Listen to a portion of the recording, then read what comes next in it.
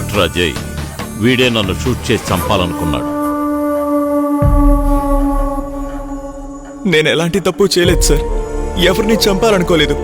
ఫ్లాట్కి వెళ్తుంటే ఇక్కడికి బలవంతంగా తీసుకొచ్చారు.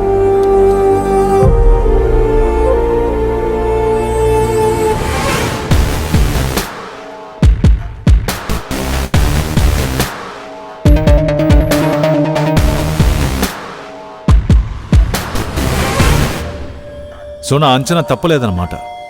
మంత్రి చౌడప్ప గారి కొడుకు రాయప్ప గారు చివరి ఆట ఆడదామా ఏంటి? ఎగ్జాక్ట్లీ. నాకు సాయం చెయ్యాలని బయలుదేరిన కమిషనర్ సతీష్ గారి ఉద్యోగం పోయింది. ఇప్పుడు నాకు సాయం చేయడానికి ఎవరూ లేరు. పార్టీ వాళ్ళు నన్ను రిజైన్ చేయమన్నారు. రాజీనామా చేయడానికి సెంట్రల్ మినిస్టర్ రాయప్ప ఇంకాసేపట్లో మీడియాను కలవబోతున్నాడు. ఛానల్ వాళ్ళు పత్రికల వాళ్ళు ఇప్పటికే బయలుదేరి ఉంటారు.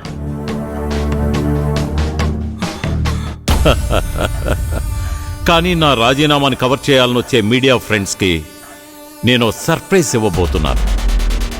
ఛానల్ వాళ్లకు హాట్ న్యూస్. ఇంట్లోకి జొరబడి ఈ రాయప్పని హత్య చేయబోయిన వ్యక్తిని ఆఫీసర్ రాజీవ్ చాకచక్యంగా ఎన్కౌంటర్ చేశాడు.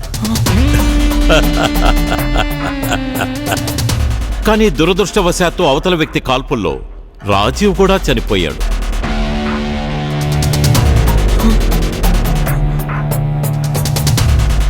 మంత్రి రాయప్పని హత్య చేయాలని ప్రయత్నించిన, చౌడప్పని కిరాతకంగా ఇంజెక్ట్ చేసి చంపిన extremist group member doctor Ajay dead బాడీని మీడియాకి తెలివిగా చూపిస్తాను.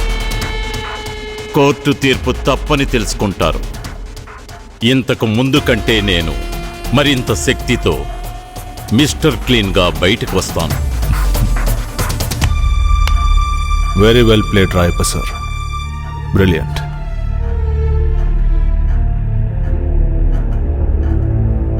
ఏదేవైనా ఒక విషయంలో సంతోషంగా ఉంది. చౌడప్ప గారిని చంపింది ఎవరనేది కరెక్ట్గా కనిపెట్టేశారు. అవును రాయప్ప గారు, మీ నాన్నగారు న్యాచురల్గా హార్ట్ అటాక్ వచ్చి చావలేదు. ఆయనకి డ్రగ్ ఇంజెక్ట్ చేసి చాలా భయంకరంగా ఆయన్ని హత్య చేశారు.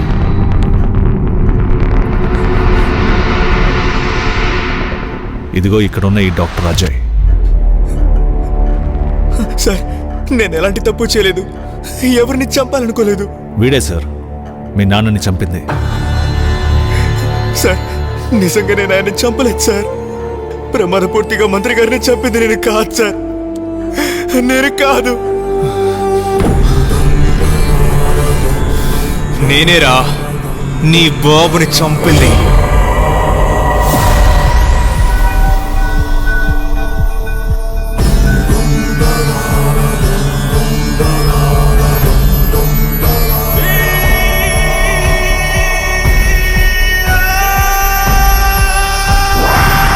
నేను ఫాదర్ యేసుపాదంని. కలకత్తా నుంచి వస్తున్నావా? కార్డియాలజీ. అజయ్ని డాక్టర్ మాధవన్ సార్కి పరిచయం చెయ్యి.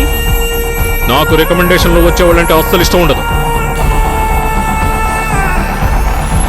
ఆయన నా క్యాబిన్లో ఉన్నారు.